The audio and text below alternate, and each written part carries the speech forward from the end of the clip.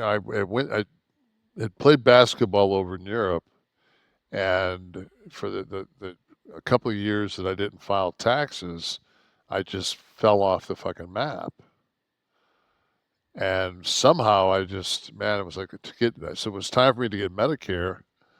And though I have, I've got other insurance, I found out that if you don't file for Medicare at a certain point before you're 65, you get fined.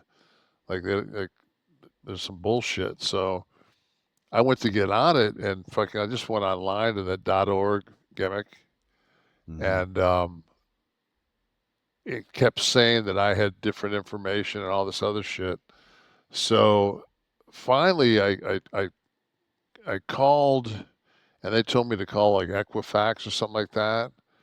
And so I talked to a representative, and he said, "Let's just go through what you got." He asked me some questions like, "Did you ever live here, here, or here?" I'd be like, "Yeah." Like, which one? I'm like, I said, "Well, I lived in Scottsdale."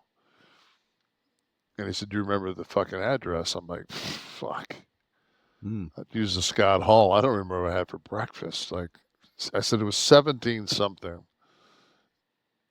And he said, "Okay, yeah, yeah, terrible. Yeah, okay, that."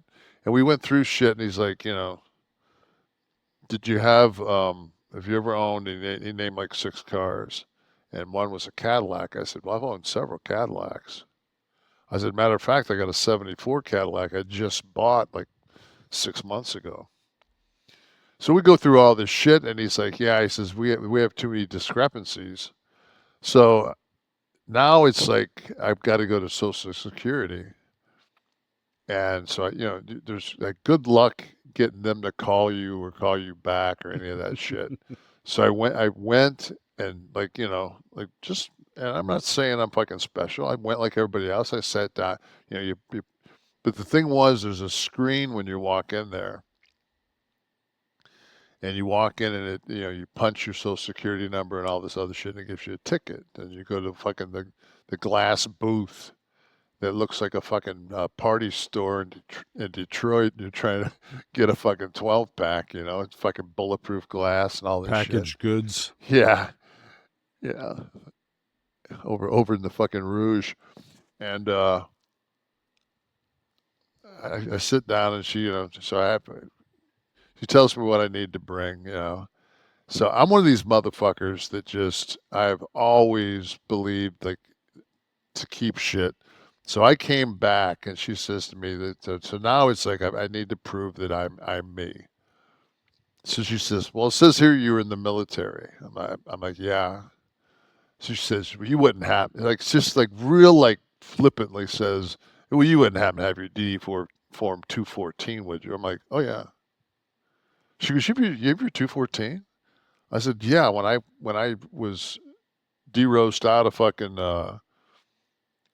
the armed services, I said, they told me I'd get one copy and one copy only of this. So I said, I've always, wherever I fucking moved and wherever my banking place was, I put it in my fucking safe deposit box. I said I've had a safe deposit box wherever I fucking live. As soon as I fucking, if that's going to be my place of residency, I get a safe deposit box.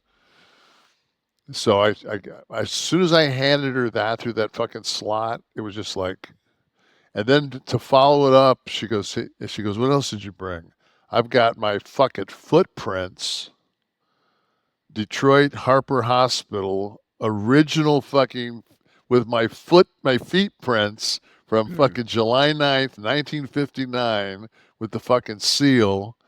And you know what? I've always said to people, I always say, "When were you born?" Because that sets up your fucking biological clock. Fucking, like, like I was talking to my friend Peggy the other night.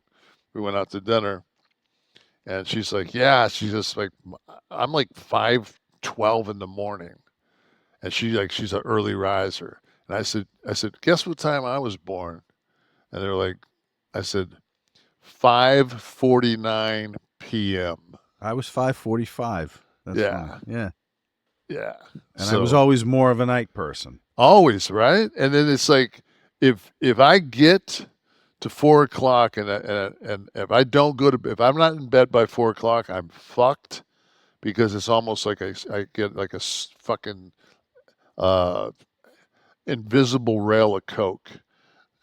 It's like when I drive, man. If it's fucking dusk, I'm tired as fuck.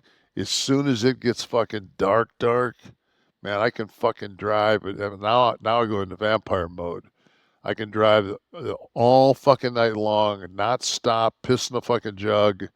But man, if that fucking sun starts to come up, man, I got to be off the road. Right. I got to be off the road. So yeah, so I got my. It took me. I swear, like I've been working on this for 15 years. It took me fucking an hour, and then I already got my Medicare. I've already got my cards, everything. So by having that, Mm-hmm. like, so this is how fucked up Screen Actor Guild is. Like, I made over $40,000 last year in like residuals. Mm-hmm. So, but I didn't work on a project. Right. So what they count on is that you'll take your pension by then, and as soon as you take your pension, then your residuals don't go towards the your earnings. So I talked to two or three different people, and I got fucking the emails and everything else from them saying no, like you've requalified, and they're like, oh shit, like at 65 you have to do a session. Like I turned down so many fucking 2 and 3 day shots on fucking like little projects. Mm-hmm. I could have done one of those, and got full Screen Actors Guild.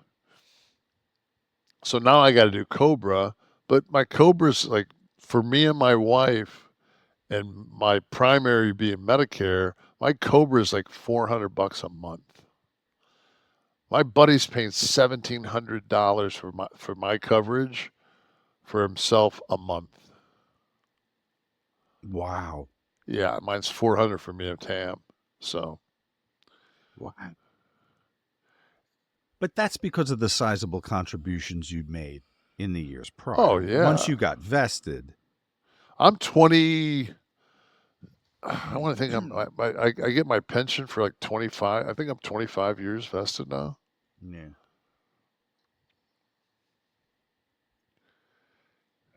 Yes, indeed. Now, Kevin,